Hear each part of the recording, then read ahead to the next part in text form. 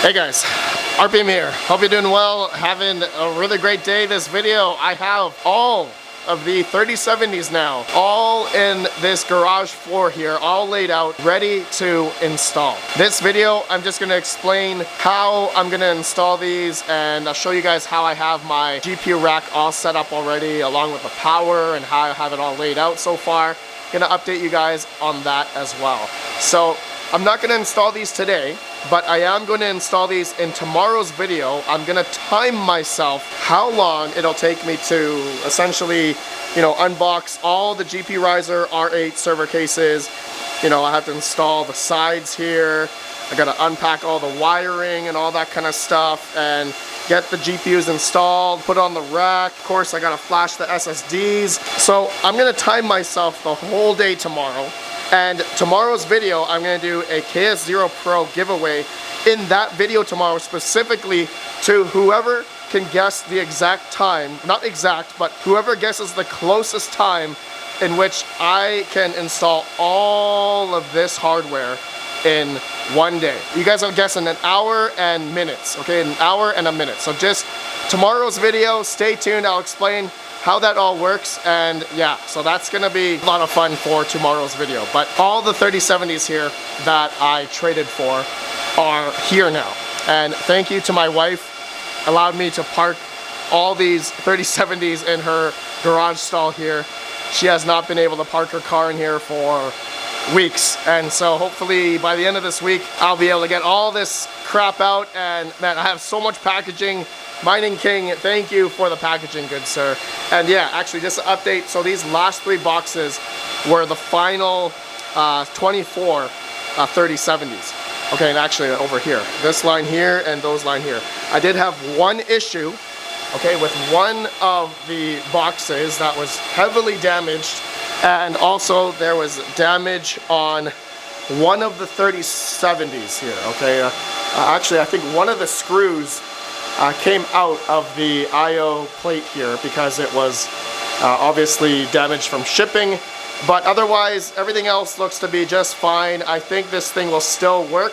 I will find that out tomorrow when I obviously install all of these 8 per R8 GP Riser server case. And yeah, I'll see how it goes. My expectations right now is that I'm probably gonna have at least maybe a couple of dead 3070s. I'm not expecting all of them to work, but tomorrow's video, that will be, I guess I will find that out tomorrow, and when I time myself, installing all this together, and yeah, well, we'll see how that goes. So I'm gonna be, of course, installing them in server cases. Now, some of you guys may be doing some math here. So total, I have 112 RTX 3070s now. Okay, it was supposed to be 108, but I brought over 4 myself from my other crypto mining basement. So I have 2 Asus Tufts and an MSI Ventus 3070, and also this Noctua 3070, which actually does fit in the GP Riser's R8. Actually does fit. Thank you to the Mining King for giving me the recommendation for trying that. So this is basically an X8 Ultra, like deluxe or something, bigger than the X8 Ultra. I do have a bunch of those server cases, but this one's, I think, a little bit wider, and so it does fit on the very left slot here. Granted, it is touching the plastic shroud here, is touching the breakout board a little bit here at the bottom. Okay, but the fan is still able to move, and it doesn't seem, I don't think it's going to be an issue. I guess I'll find out once we turn this on, but it fits just perfectly. This thing is a monster. This will not fit on the next slots. Otherwise, I will block the PCIe slots, if that makes sense. But it fits on the very left one. I thought I'd update you guys on that. And so, some of you guys are probably doing the math in your head. Red Panda, you have 112 3070s. Well, if I divide that by 8, okay, which will be 8 per server case, that means I'd be able to put 14 server cases together. So I only have 10 GPU Riser R8s, but at my other crypto mining basement, I think I do have maybe 4 or 5 more X8 Ultras, the smaller version of this. So I may be able to bring those over, and then I can populate 14 server cases on this rack. Okay, so 10 at the top. Okay, I can do 10 at the top here, hopefully. And then I'll be able to do 4 of the X8 Ultras on this side here or that side, whatever, or space them out. I have to be mindful, right? I have to be mindful of how much power I am going to be pulling from these new 240 volt 30 amp circuits that I just installed. So actually, you guys can see right now, I have one of the R8s installed with the 3070s. So when I first received those GPUs, I did make a 3070 rig already in an R8, and it's working just fine right now. It's mining a lithium. Okay, you guys can see right here about 160, 70 watts right now. And I want to now talk about my power and networking and how I have that laid out. But before I do that, I want to just stress that I have another KS0 Pro giveaway. Okay, so I said I'm going to do another one in tomorrow's video. Yes, I'm going to do that one for tomorrow's video, just for tomorrow's video. But this video I am announcing throughout, I already did the previous videos, that there's a video that you have to comment on from Mr. Ovalbortech. Okay, Mr. Ovalbortech, he is another prominent crypto mining YouTuber, this gentleman right here. And so what you have to do is comment on his video, which I'll have linked down below, with anything positive regarding crypto mining and also which country that you are from. So the link is in the description for Mr. Ovalbortech's video, and then I'll be able to then choose a winner using Comment Picker for Sunday. All right, for Sunday's video. So get your comments in on his video. Make sure you subscribe to him as well, all right? You have to subscribe. If not, you are going to be disqualified. So good luck. See you guys on Sunday for this one. Okay, yes, I do have one of these fireball things. I guess I'm going to install this at the top somehow. And I do have a smoke detector as well above. And yeah, so thank you, Mr. B's Crypto Mining, for these fireballs. I also have one on my ASIC shelf as well. Thank you for the fire extinguisher a while ago. You sent me all that. Just to update you guys, I do have a fire extinguisher. Okay, so going along with how I have my power set up. So, okay, my exhaust fan is not set up yet. I'm gonna do that off screen because I need to wire the fan manually to one of these cables. I have to put it right into the variable fan speed controller here. So just to update you guys on that, that's a 24-inch exhaust fan, and I also have one, exact same one right there as well, about almost 4,000 CFM, give or take. So now, as for the power, a lot of you guys gave amazing comments on how to install the PDUs on my shelf here. So I don't have them simply resting on this shelf, and a lot of you guys recommended to me to just drill the PDUs into the side here. And I didn't do that because, all right, I'll give you the biggest reason why I didn't drill these yet into the black just shelf part here. Okay, I'll give you the biggest reason why. Okay, so I have them all like cable tied. You can just see they're just resting from these here on the side here. The biggest reason why I did not drill these in is because of the stock power cable that comes with the R8, the GPU Riser's R8. Okay, it comes with this 4-prong, all right, the regular computer cable that goes into the power supply, and then it adapts into a single C19 to C20. Okay, so this cable is not that long, right? You guys can see it's very short. So I have to be cognizant because the other Octaminers that I'm going to be putting here, their cables are also going to have to come down to here. I only have 3 of these C20 ports per PDU. That's the max that I wanted to do for the 10 R8s initially. Now when I do more of the 3070s down below, they're probably going to be going to C13, C14. So when that time comes, I'll figure that out after the cabling.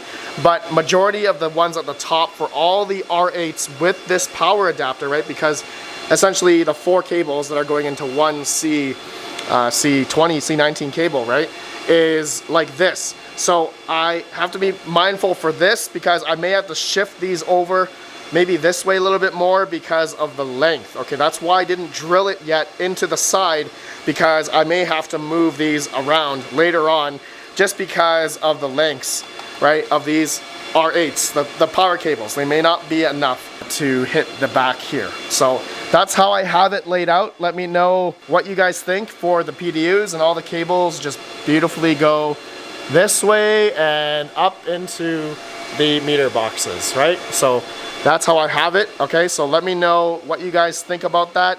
It simply goes back to the length here.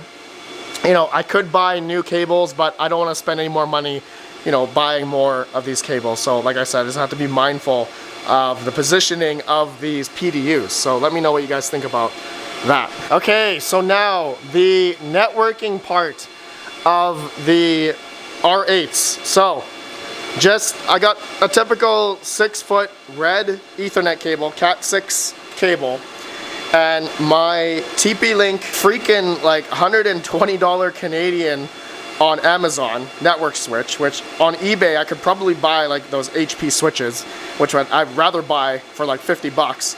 But I obviously I didn't want to wait because I want to get this installed. So I just, you know, 1-day shipping on the little TP-Link network switch here that I have, okay? $120. I feel like that's a waste of money, but like I said, I didn't want to wait for eBay. Anyways, I have the networking installed on this part of the wall, okay? I couldn't really think of anywhere where I could really plug this into. Actually, you know, I probably could have had this, you know, resting on here. I could have just zap strapped the ears, you know, to the side here, have the network switch over here. But as you guys can see, I have it going like this instead.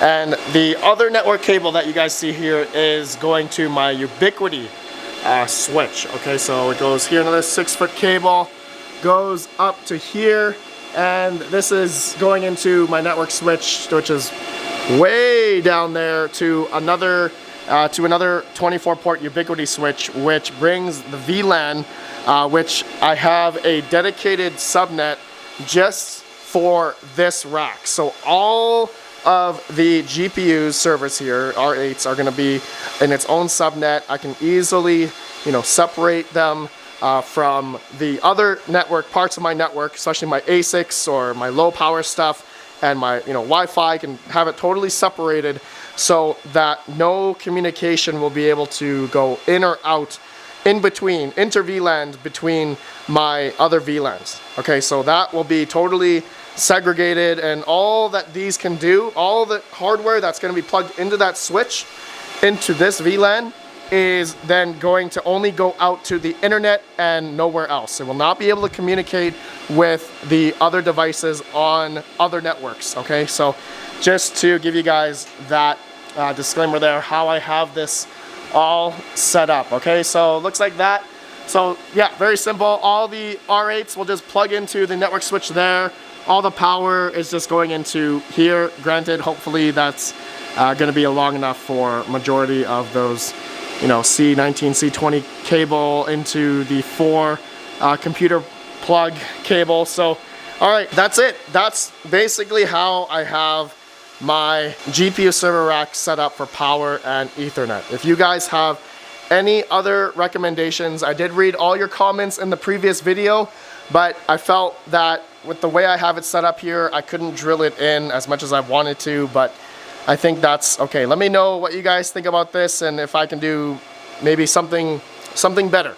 You know, there's always something I can do better. Let me know down below. Oh man, it's actually cold on this side of the basement. It's about 57 Fahrenheit on this side, or let's see here. It's a cold day right now, or 14 degrees Celsius.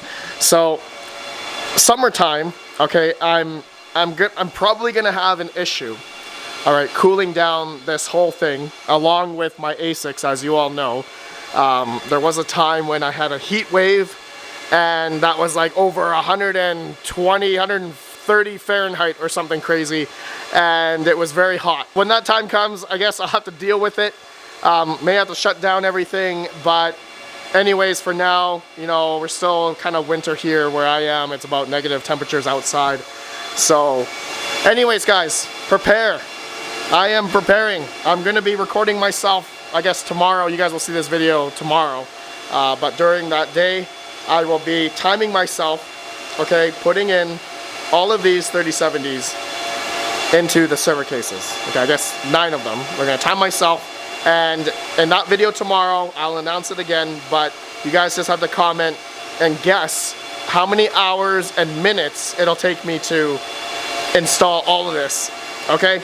I should be able to do it in a day, less than a day, obviously, but I'm gonna time myself. I'll have a countdown timer and look at the time and all that stuff, and we'll see how long it'll take me. And so good luck to you guys tomorrow.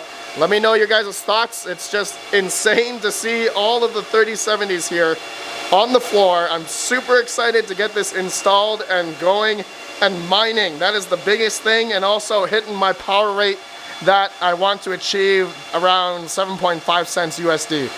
That is gonna be awesome. I'm excited here. Let me know your guys' thoughts of everything I just talked about, and I'll see you all in tomorrow's video. Have a good one. Peace out. Peace out.